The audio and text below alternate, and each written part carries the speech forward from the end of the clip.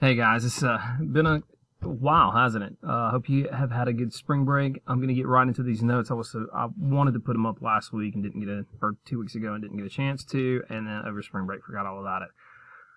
So let me walk you through these notes. This should be fairly simple. I mostly observation and reading. So just so you understand, the whole boasting about the church in Thessalonica.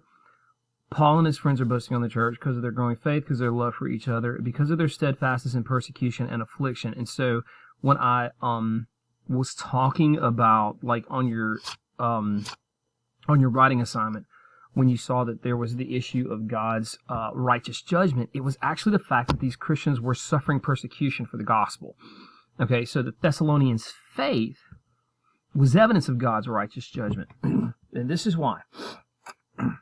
When Christians suffer persecution, it is an honor for the believer.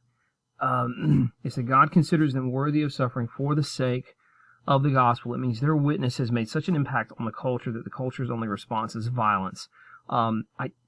We see this in the modern time in mostly countries like China. They have not, we don't know that Christians over there are suffering physical violence, but they are suffering civil violence, where churches have been shut down and believers have been arrested. Now, over in the Middle East, it is bad. They suffer physical violence. Christians die there all the time. Indonesia, the Middle East, Muslim-run countries. And this is something that the believers were told to consider an honor. God is taking these people home into His presence. He is honoring them for the work and the sacrifices they have done, and they are honored in that they get to testify with their lives the goodness of the gospel. Following up on that, God will justly repay those who harm the church in His time. So it doesn't mean that we will actually see justice for Christians who suffer for the name. It means that when the end of time has come, the summation of time has come, then God will repay those who have caused harm to His people. God will justly grant relief for those who suffer for His name. And that is where they are considered righteous through the blood of Jesus Christ. And the relief is actually the paradise and the eternity that they will spend with the Father and the rest of the saints in heaven. And judgment will come with fire this time as opposed to water in Genesis. The flood came in Genesis. When the end of days comes, God will judge the world in fire. And this was the list. I wasn't really tough on your writing assignment with these specific points, but you need to know this for the test. The judgment of God. Non-believers will receive vengeance. They will suffer an eternal destruction. That does not mean they will be destroyed. And that's the end of it. This is pointing to a eternity of continued destruction. So like a second death doesn't get people off the hook. And this is a part in 2 Thessalonians where people argue about the issue of hell and the understanding, the historical and traditional understanding of this, and I believe the correct interpretation of this is that this is a destruction that lasts through eternity. And that is what the suffering in hell consists of. And they'll be banished from God's presence, glory and might. The saints will glorify God. That means we will give honor to God to other witnesses, but we will also marvel at God. There will be an internal wondering, like WONDER, wonder, where we take in the character and the person and the majesty of God for eternity. And we can't comprehend it, but that will be wonderful. In and of itself, that is enough for the believer to be completely satisfied with the eternal presence of God, and we long for that and look forward to that as believers. Don't worry about these. Okay, so, before the return of Christ. Now, you noticed in 1 Thessalonians, this is really kind of funny, that people were worried about Jesus coming back, what's going to happen to their loved ones. And so Paul explained in 1 Thessalonians 4, hey, Jesus is coming back, this is what it's going to look like. And we look at this passage in 2 Thessalonians, and we're going to look up the specific verses where this begins. But we find these passages in 2 Thessalonians, and it looks like Paul is having to actually tell the church to kind of tap the brakes a little bit. And we'll see it in a few minutes especially, where he really has to caution them about how they are living while they wait for the return of Christ. And some of it gets kind of to be a little funny. But the warning that Paul has first is that before the return of Christ, first of all, the warning to them is say, look, don't let people freak you out saying that Jesus has returned and you somehow missed it, okay? So he says, there will be signs to let you know that that day is coming. Now, this is interesting. A lot of modern churches like to promote the fact that there's going to be a great revival in the end times, and I think they're getting to like some passages in Revelation that talk about some of the saints in the latter times, and that's all well and good, but Paul's pretty clear here that before, in 2 Thessalonians 2, like before the return of Christ, there's going to be a great rebellion. You're going to see a large falling away from godliness and truth, in so much as a man of lawlessness, essentially the Antichrist, who will be defeated by Christ, but like he's the one that's going to come. And so this guy is considered the Antichrist. This is a singular person who is set up against God as like the arch, like I guess human enemy of him. He is possessed by Satan. He will lift himself up as a god, so he will demand to be worshipped. He will place himself in the temple. Either literally, he will place himself in the temple which is in Jerusalem, or figuratively, he will place himself into like a position of leadership in and among the visible church. I'm not necessarily saying the actual church, like the true believers, the people who claim to be the church. So we can either look at this figuratively or literally. If we take it literally, he'll place himself in the temple, and this is obviously not going to happen until the temple is built. If we think about it figuratively, though, he could be a religious leader, and I think that's based on this and some of the writings in Revelation. I think that's a legitimate possibility. He is restrained by God and on God's schedule. He's not his own person. God is ultimately in control of him, even though he is empowered by Satan.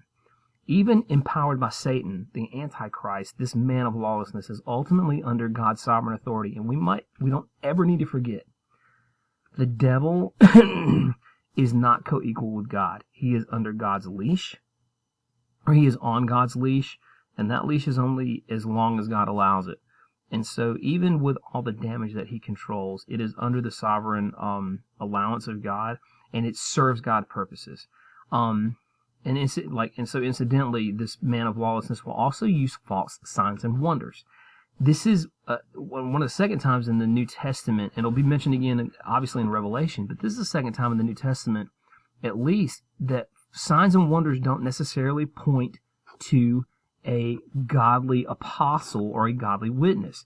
Jesus actually says that in Matthew 24, that the antichrists, in that he's talking plural, they are capable of using signs and wonders as well. So there's a big signs and wonders movement in the Western church, because I think a lot of people are dissatisfied with Christianity itself.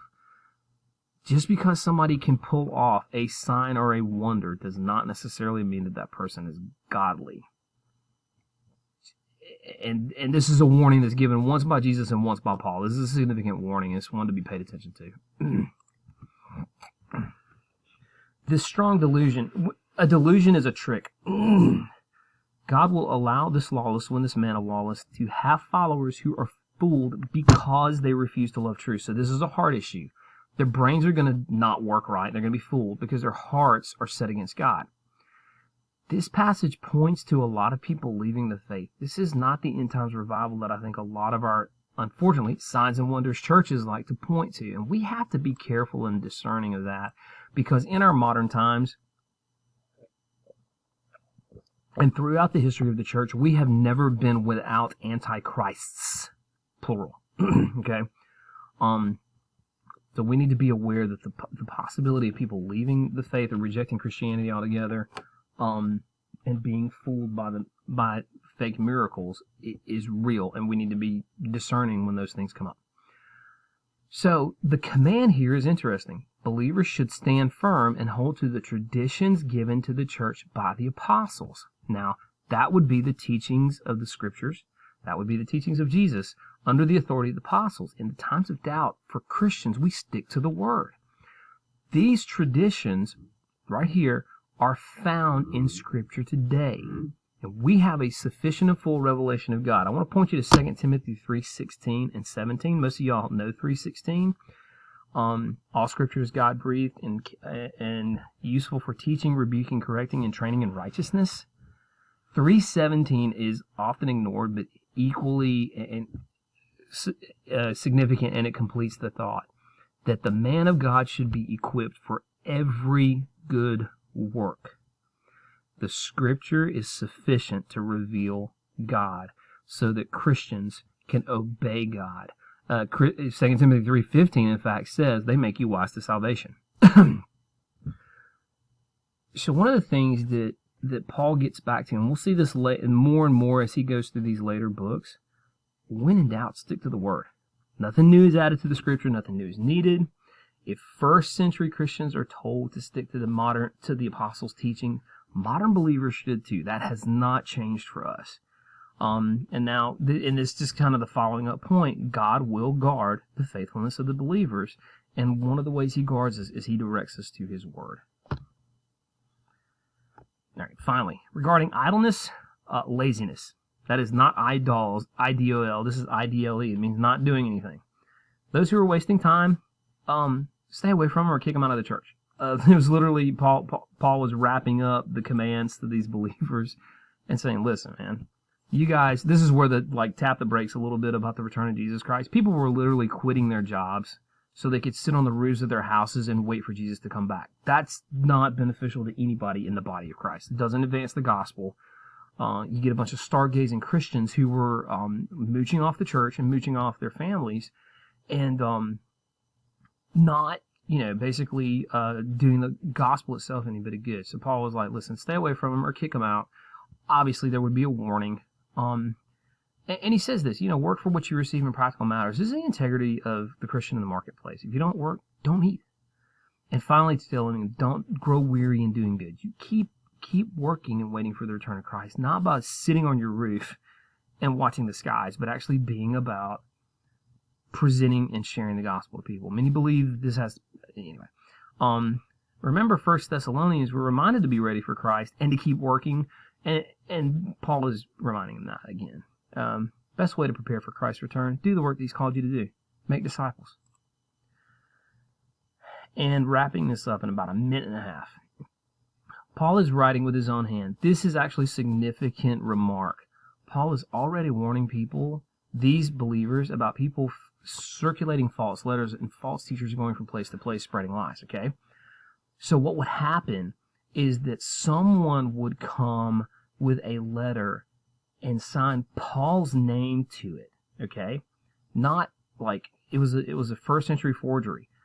I'm going to do my own work, but then I'm going to put an authority's name on it, and then I'm going to pass myself off as their representative, which means I can gather followers from myself and usually make money off of being one of his servants, because there's no way to really check back with Paul. You have to take his word for it. So Paul made sure to write with his own hand and remind the people that he really did write this letter to them, even though his handwriting was probably pretty bad because of his poor eyesight. And that's obviously is different than a modern forgery where I steal somebody else's work and receive payment for it illegal. In the first century, it was better to put somebody else's name on your work and then pass yourself off as the representative of that authority. That's the difference here, and that's why that's significant. Okay. You guys have a study guide. I'll walk you through that tomorrow. Go back through your notes and study these. I know it's an open notebook test, but you guys miss so much stuff because you forgot where it's written. Go back a couple weeks ago in lesson plans and check these out. And watch this video again if you need to. Good luck. Email me if you got any questions. Bye, guys.